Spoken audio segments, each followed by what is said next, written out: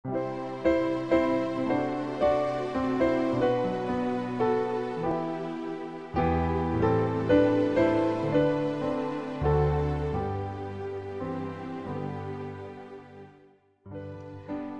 pagi, mari kita mengawali hari ini dengan mendengarkan firman Tuhan bersama dengan Pendeta Glenn Sakul, Gembala Jemaat Yongkwang, Makassar.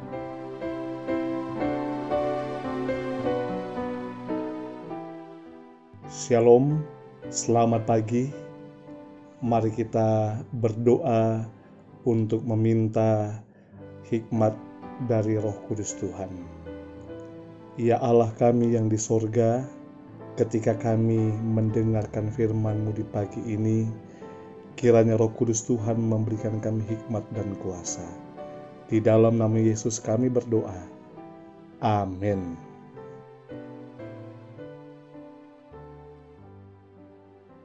Renungan pagi 13 Februari 2021 dengan judul Hukum Kasih Dituliskan Dalam Hati Kita.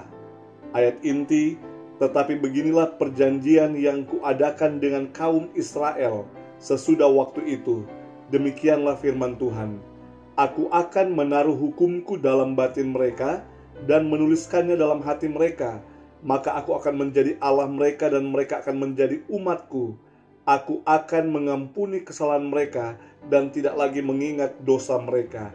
Yeremia 31 ayat 33 dan 34. Keterangan, pekerjaan kekristenan dimaksudkan bukan untuk mengurangi nilai hukum Allah di dunia ini, bukan mengurangi sedikit pun dari derajatnya yang kudus, melainkan hendak menulis hukum itu dalam pikiran dan hati. Apabila hukum Allah ditanamkan dalam jiwa orang yang percaya, ia pun sedang menghampiri hidup yang kekal oleh jasa-jasa Yesus.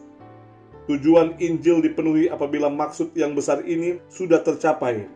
Pekerjaannya dari zaman ke zaman ialah mempersatukan hati para pengikutnya dalam suatu roh persaudaraan universal oleh percaya kepada kebenaran, dan dengan demikian menetapkan sistem peraturan dan persetujuan surga dalam keluarga Allah di dunia, agar mereka boleh dipandang pantas menjadi anggota-anggota keluarga kerajaan di sorga.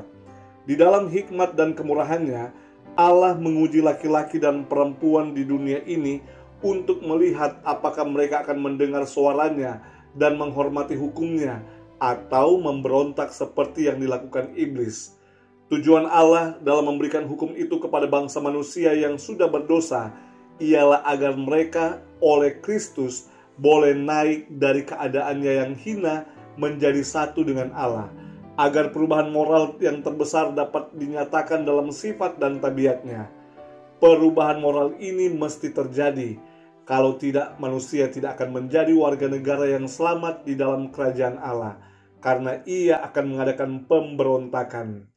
Dalam hidup di dunia inilah waktu pengujian dan percobaan. Malaikat-malaikat Allah mengamat-amati perkembangan tabiat dan menimbang nilai moral. Segenap persoalan itu diselesaikan dalam ini, apakah ia menurut atau tidak kepada segala perintah Allah.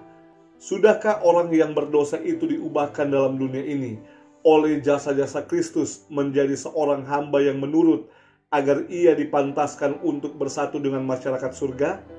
Hukum Allah di dalam hati kita akan menaklukkan kepentingan kita sendiri kepada segala pertimbangan yang tinggi dan kekal.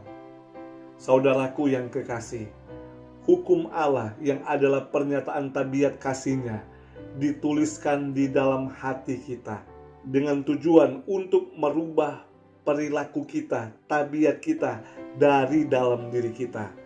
Hukum Allah di dalam hati kita akan menaklukkan kepentingan kita sendiri kepada segala pertimbangan yang lebih tinggi dan kekal, yaitu pertimbangan ilahi. Mari kita tunduk kepala dan kita berdoa. Ya Allah kami yang di sorga, kami mengucap syukur atas berkat yang Tuhan boleh berikan bagi kami di pagi hari ini, karena kasih Tuhan kami bangun dan kami merasakan kehidupan.